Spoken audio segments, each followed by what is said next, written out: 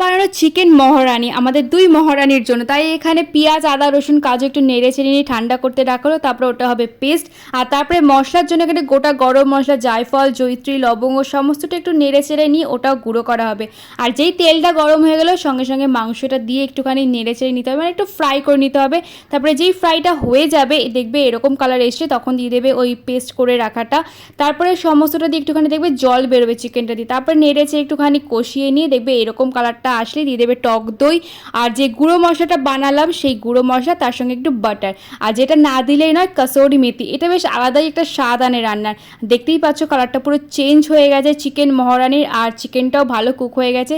তো এটা হচ্ছে আলটিমেট দেখতে। আর তার সঙ্গে হয়েছিল ফ্রাইড রাইস। তো আমার আর বোনের তো লাঞ্চ পুরো জমে গেছে।